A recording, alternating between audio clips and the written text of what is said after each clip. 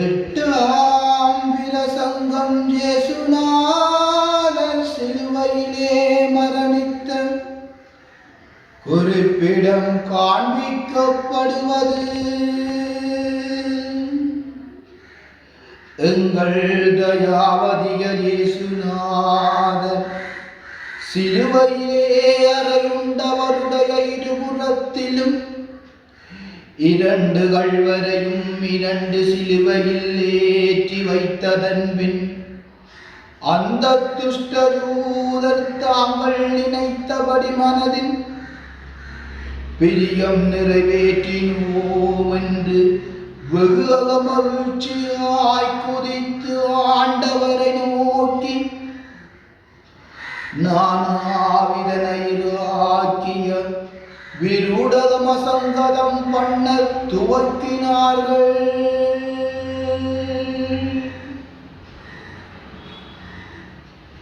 இவனல்லவோ எங்கள் ராஜாவென்றும் தேவனென்றும் இரட்சிக்கிறவனென்றும் சொல்லித் திரிந்தான். இப்போ இரண்டு கள்வரில் நடுவே சிலுவையில் அறையப்பட்டு கள்ளரில் அதிக கள்வனாய் காண்புதே. தன் ஜீவனை இரட்சிக்க மாட்டாமல் இருந்து கொண்டு மற்றவர்களை இரட்சிக்கின்ற மேலே காண்புதே. ராசாவென்றால் இப்போ பூமியில் இறங்கி ஆடுவே. தேவன் என்றாலும் அது தேவராட்சியத்துக்கு எழுந்தருளுமே. தேவாலயத்தை இடித்து 3 நாளில் உயர்த்துவேன் என்ற நீரிப்போ இந்த 3 ஆணியை கலற்றுமே.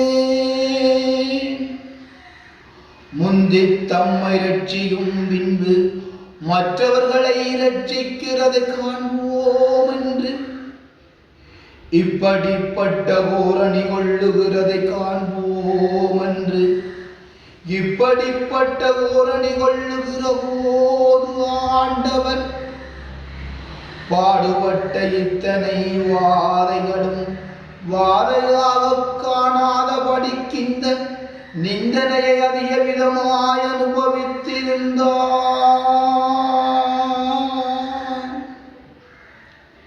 இப்படியே இதயத்திலே கொண்ட இந்த துக்கமும் சிலுவையிலே படுகிற கஸ்திவாடையும் ஒன்றாக கூடி சமுத்திரத்திலே ஆறுகளுடைய தண்ணீர்கள் கூடி பெருகினது போல எங்கள் ஆண்டவருடைய துக்க சமுத்திரம் மட்டில்லாததாய் போயிற்று.